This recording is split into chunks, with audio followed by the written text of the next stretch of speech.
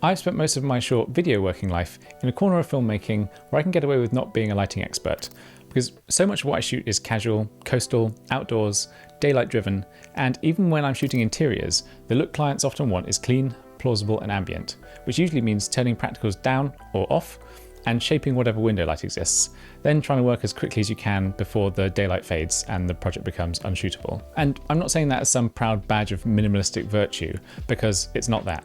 It's simply the truth of the niche I've built my work around, where I can be a camera person, an organizer, a problem solver, and a reliable operator. Gotta go.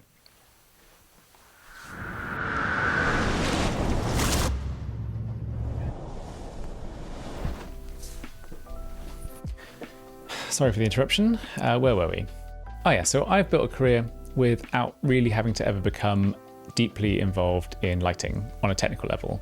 But then I started YouTube, which is this strange little area because suddenly you're in a controlled space, or at least in theory, yet I'm also stuck with the same background, the same walls, the same ceiling height, and a few pretty awkward compromises again and again, week after week. Which means that any small weaknesses in the setup become something that you end up noticing pretty constantly, because I'm the one stuck staring at the scene every time I edit a video. So this episode is essentially me taking a small step in a direction I've effectively avoided for quite a while now. Not because I want to become a lighting person overnight, but because I spend a lot of time in this studio, on camera, and small iterative improvements hopefully will compound in the same way that tiny tweaks to a rig build compound if you make them permanent. Zhiyun sent me the X60 Pro kit, which is a small 60-watt light with batteries, modifiers, the whole portable idea. And I could do the standard thing here and talk through the specs and outputs and beam angles and menus and special effects, but I'm pretty sure you can get that anywhere, and it's not really how I want to use this channel when I'm at my best. What's more interesting to me, and hopefully also to you, is the practical question. What does a light like this actually do for someone like me with my needs, who doesn't want a full van full of kit? I think they're called 1-ton grip trucks. I don't want to be dragging cables through rooms, but I do want my work to look a little bit better each time I press record. The batteries are quite an interesting addition, and I think they might matter more than people admit, because mains power sort of dictates behavior. It dictates where you can put the lights, how fast you can move them, and whether you'll bother trying something, whether you'll keep it consistent, and whether you'll give up and default to the same old solution because it's easy and familiar. A small battery-powered light changes that. It makes lighting feel like camera work again. You pick it up, you put it where it needs to go, you adjust, you test, you move it again, no extension leads, no taped runs, wires snaking across the floor, no sense that you've turned your home into a temporary construction site. And even in a purely studio context, the form factor matters, because I'm forever trying to make my kit smaller and more portable. Not because I fetishize ultralight minimalism, no, but because the less friction there is, the more likely I am to actually use a thing, and to use it consistently, which is the difference between just owning something and actually benefiting from it. So rather than review it as a straight product, I want to show you what I'm going to actually do with it, which is probably the most honest way I'm able to demonstrate value. So I'm going to use it to improve my studio setup. The studio that I'm recording in is small, and it's functional first. Pretty is sort of a secondary side effect, which means behind the backdrop is the reality of life. There's a workbench, a washing machine, a dryer, various multi-role jobs to perform.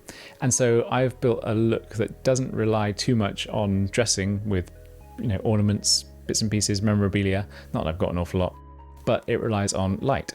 The backbone of the setup is a soft key light. And I've actually recently swapped that around because I used to use an Amaran F21X panel as the key, and it wasn't bad, but I wanted something that felt a bit more naturally diffused and a bit more controllable. And I found that an old Godox 60-watt daylight COB pushed through a shower curtain is slightly absurdly a better diffuser for my face than the F21 panel through the same shower curtain. There's less spill, more control, and a quality that just sort of sits better in this space. That change also frees up the panel for other uses, product bits, makes work, whatever, because panels are pretty brilliant at being flexible. They're just not my favorite key in this particular space. And then I've got the little background slash, a beam that gives a bit of depth and character without needing to clutter the place up with permanent props. and I think it's become a bit of a signature for the studio segments. And I quite like having a recognizable look that doesn't really require too much effort every time I hit record. The issue that I've had though is that sometimes I look a bit flat against the background, and when I try to add separation, I often do it in a bit of a clumsy way. So the improvement I'm looking for is pretty specific. I want a controlled edge light that gives me separation and definition, and I don't really want to break the bank. This is where the X60 comes in. My plan is to add this as a dedicated edge light that stays pretty much static in the studio, because repeatability is pretty much everything, and I don't want to have to build and break down and build a set every time. I want to get it right and get it looking amazing once. To do that, I'm going to mount the light up out of the way, rather than leaving it on a stand and sort of tripping over it, having to move it all the time, trying to add yet more taped marks to the floor. I've already got a piece of uni strut up there, and then I'm going to use a little magic arm, I think, to hold the light where I actually want it behind me. Slightly off to the side, positioned so that it just sort of glances at the edge of my head and shoulder and gives a bit of separation, but doesn't sort of spill forward and start doing weird things to skin, and I definitely don't want it catching the side of my nose, nor lighting too much of my clothing like it's a high-vis vest.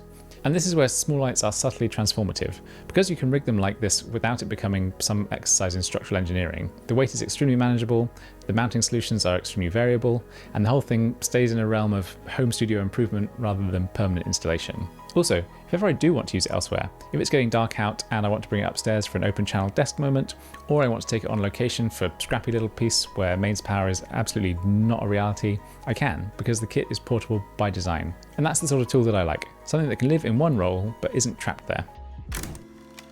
The only way to judge changes like this is to be slightly disciplined, because it's very easy to convince yourself something is better when you've changed 3 things at the same time. So I'm going to do a true before and after.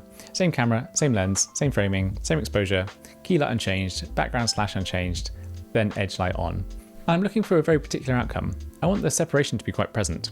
Not too loud, but not too subtle either. I want it to feel like the image has gained depth and shape, but not like I'm being outlined with a Sharpie. If it looks like it's catching my jacket too much, the fix won't be turn it off, it will be just angle it, height, and a bit of spill control potentially with the modifiers, because those are the actual levers of lighting, and that's what I'm trying to practice here. Decision making rather than just sort of fussing and fiddling. The aim is that this becomes a permanent upgrade to the studio, the kind that I don't really have to think about too much again, because it simply works. And the cumulative effect of that will be that every studio episode looks a little bit more considered, hopefully. A big part of the appeal of real-world lights like this, small, relatively affordable, battery-capable, is that they make lighting less of a mystical threshold and much more of an accessible habit. When a tool is easy to deploy, you use it a lot more, and when you use it more, you learn faster, and when you learn faster, you start developing taste and intuition. And that's sort of the bit you can't really shortcut with money. So yes, this X60 is a pretty lovely bit of kit for that. And yes, the portable battery-powered angle is genuinely useful if you want it to do field work without dragging a grid behind you. But the way it's going to earn its keep for me is simple. It's going to live in my studio, mounted out of the way, making the image better every time I sit down to record. If you've got suggestions for how you'd approach an edge light in a small studio like mine, placement, angle, how to keep it from catching clothing, and how to make it look and feel sort of naturalistic, drop them in the comments, because I love stealing great ideas, especially when the end result is better looking video. Like the video if this was at all useful, and subscribe if you want more practical working filmmaker experiments along these kind of lines. I'm Jack. Whatever this is that I'm now lighting a bit better, I'm calling Western Approaches. Thank you very much for watching, and see you next time.